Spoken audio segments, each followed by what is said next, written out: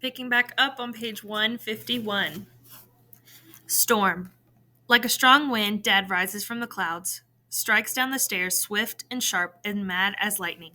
Flagrant foul, ref! He yells to everyone in the gym. Now he's hail and blizzard, his face cold and hard as ice, his hands pulsing through the air, his mouth loud as thunder. He tackled JB. This ain't football. Dad roars in the face of the ref, while JB and his attacker do the eye dance. I want to join in, offer my squall, but Mom shoots me a look that says, "Stay out of the rain, son." So I just watch as she and Dad chase Dad's tornado, as she and Coach chase Dad's tornado. I watch as she wraps her arms around Dad's waist. I watch as she slowly brings him back to the wind and cloud.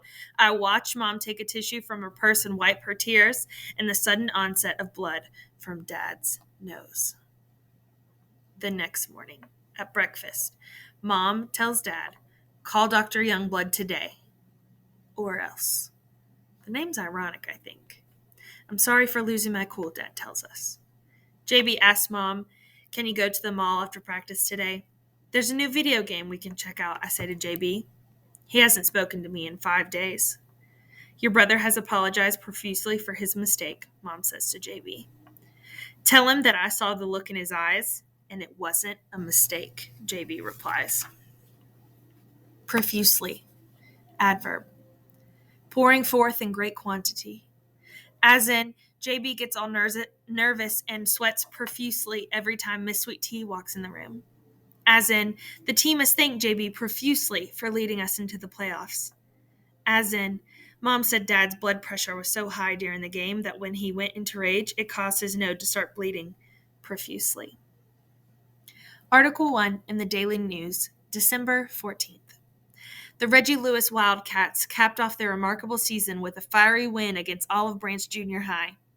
Playing without suspended phenom, which means great player, Josh Bell didn't seem to faze Coach Hawkins' undefeated Cats. After a brief melee caused by a hard foul, Josh's twin Jordan led the team, like JW crossing the Delaware, talking about George Washington, to victory and to their second straight playoff appearance. With the first round bye, they begin to quest for their county trophy next week against the Independence Red Rockets, the defending champions, while playing without Josh Filthy McNasty Bell, the Daily News' most valuable player. Page 156. Mostly everyone in class applauds, congratulating me on being selected as the junior high MVP by the Daily News. Everyone except Miss Sweet Tea. "You're mean, Josh, and I don't know why they gave you that award after what you did to Jordan, jerk." JB looks at me. I wait for him to say something, anything, in defense of his brother, but his eyes, empty as fired cannons, shoot way past me. Sometimes it's the things that aren't said that kill you. I want you to think about the relationship between Jordan and Josh, and where is it right now? Page 157. Final Jeopardy. The only sounds: teeth munching melons and strawberry from Mom's fruit cocktail dessert, and Alex Trebek's annoying voice. This 14-time NBA All-Star also played in minor league baseball for the Birmingham Barons. Even Mom knows the answer. "Hey, Dad, the playoffs start in 2 days, and the team needs me," I say. "Plus, my grades are good." JB rolls his eyes and says to Alex what we all know. "Who is Michael Jeffrey Jordan?" "Josh, this isn't about your grades," Mom says. "How you behave going forward is what matters to us." "I love Christmas. Can't wait for your mother's maple turkey," Dad says, trying to break the tension. Nobody responds, so he continues. "Y'all know what the mama turkey said to her naughty son? If your papa could see you now, he'd turn you over in his gravy." None of us laugh. Then all of us laugh. "Chuck, you're a silly man," Mom says. "Jordan, we want to meet your new friend," she adds. "Yeah, invite her to dinner," Dad agrees. "Filthy and I want to get to know the girl who stole JB." "Stop that, Chuck," Mom says, hitting Dad on the arm. "What is?" "I'll think about it," JB replies, kissing Mom, dapping Dad, and not once looking at me. So this next poem, I believe, can be read in two ways. So the first way I'm going to read it is going straight down on the left side and then straight down on the right side.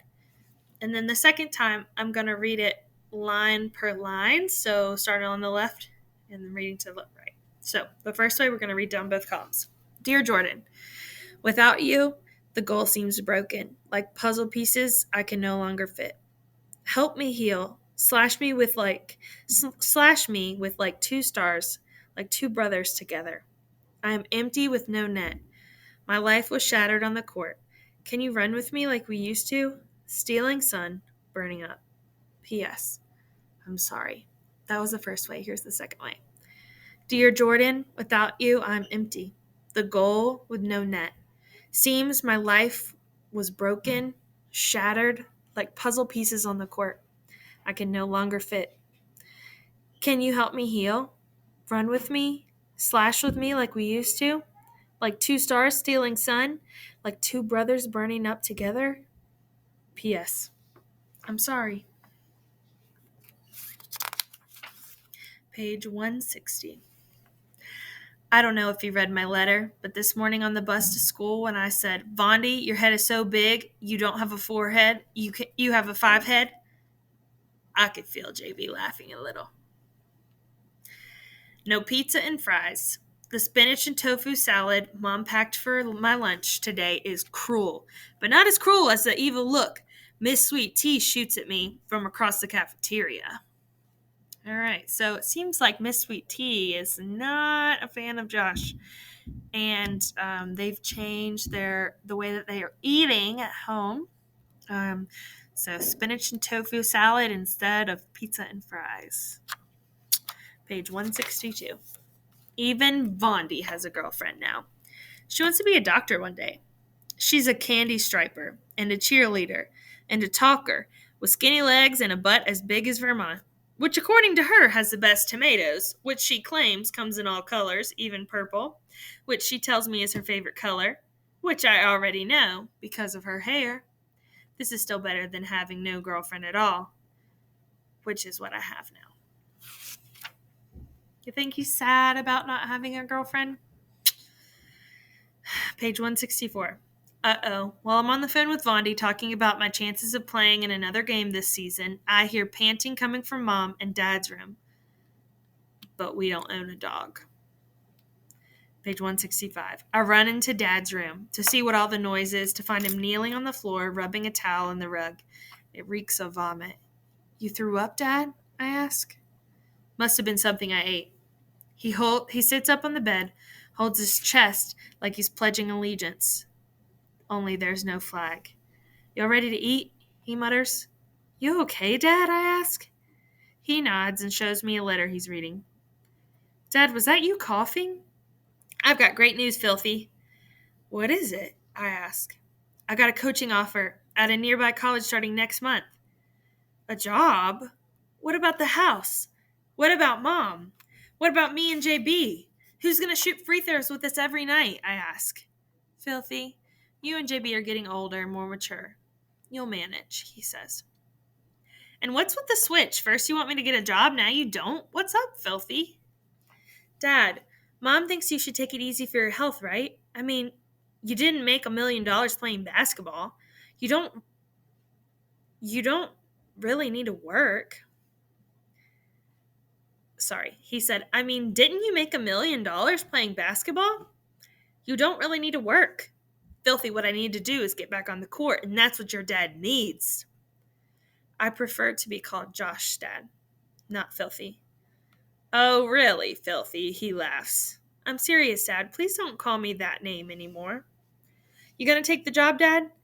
Son, I miss swish. I miss the smell of orange leather. I miss eating up cats who think they can run with demand. The court is my kitchen. Son, I miss being the top chef. So yeah, I'm gonna take it. If your mother lets me. Well, I will talk to her about this job thing since it means so much to you. But she's really worried about you, Dad. Josh. Okay, you talk to her. He laughs. And maybe in return, Dad, you could talk to her about letting me on the team for the playoffs? I feel like I'm letting my teammates down. You let your family down too, Josh, he replies, still holding his chest.